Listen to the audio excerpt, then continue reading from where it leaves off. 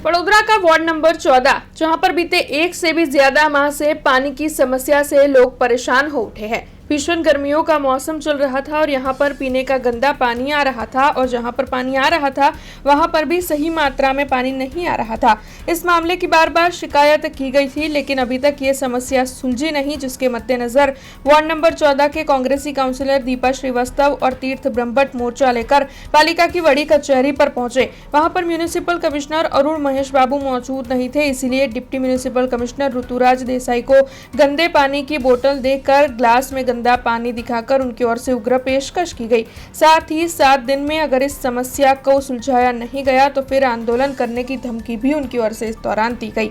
तो वहीं आपको बता दें कि वडोदरा महानगर पालिका के deputy municipal commissioner Rituraj Desai की ओर से सभी की पेशकश सुनी गई थी और उसके बाद बैठक कर जल्द से जल्द ये समस्या सुलझाने का आश्वासन उनकी ओर से दिया गया था। हालांकि उस दौरान वहां पर काफी ज्यादा हंगामा मच गया था। वोर्ड नंबर 14 दर एक घરની મહિલા પુરુષ અને નાના છોકરાઓ ત્રાહિમામ કરી રહ્યા છે, કારણ કે ગટરનું પાણી પીવામાં આવી રહ્યું છે, ઉપયોગમાં તો બહુ દૂરની વાત છે અને આ એક દિવસ નહીં, ખબર નહીં કેટલા દિવસની સમસ્યા છે। અગર એવું કોઈ કહેતું હોય ને તો એને લાઈને મારા સમક્ષ પ્રગટ કરો, હું એને બતાવું કે આ મહિનાથી લોકો કેટલા ત્રસ્ત છે।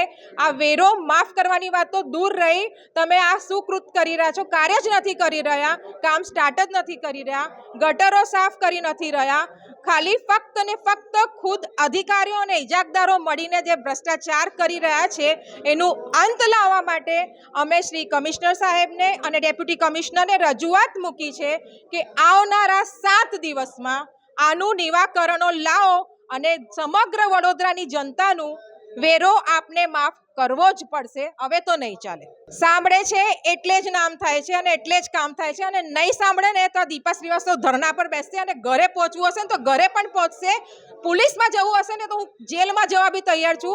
મારી જનતા માટે દીપા શ્રીવાસ્તવ પાછળ નહીં હટે।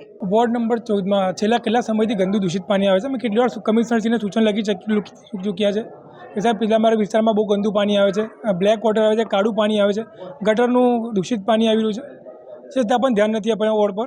ગઈકાલે શેઠ શેરી હોય, બાજવાડા હોય, દલા પટેલની પોળ હોય, ચકનિયા શેરી હોય કે વાડી ભાટવાડાની 5 વાડીની 5 પોળ હોય, મોગલાના વિસ્તાર હોય, પાણીગેટના વિસ્તાર હોય કે વોર્ડ નંબર 14ની સમગ્ર વાત કરીએ, સમગ્ર જગ્યાએ દૂષિત પાણી આવે છે, ગંદુ પાણી આવે છે।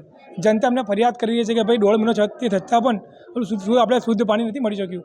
તો કાર્યવાહી શું, તમે કમિશન આવેદનપત્ર આપવા આવ્યા હતા કે સાહેબ વહેલી તકે અમારા વિસ્તારમાં શુદ્ધ ચોખ્ખું પીવાનું પાણી આપો અને સાથે સાથે જનતાનો વેરો માફ કરો, અને અઠવાડિયામાં અમને જો આ નિરાકરણ ના મળ્યું તો અમે શું જનતાને લઈને 500 થી 1000ની સંખ્યામાં લઈને અહીંયા હલ્લાબોલ કરીશું। એની જવાબદારી માત્ર ને માત્ર તમારી રહેશે, કારણ કે વોર્ડ નંબર 14માં સયાજી રાવની આપેલી લાઈનો નાખેલી છે, એના પછી 30 વર્ષની એકતું શાસન હોવા છતાં પણ આ લોકો નથી લાઈનો બદલી કે નથી કોઈ કાર્ય કર્યું, જેના લીધે તકલીફ થઈ રહી છે કે થોડી ગટર ઉભરાય અને દૂષિત પાણી આવે, પણ ગટરને પીવાના પાણી લાઈનનો કોઈ મેળ જ નથી।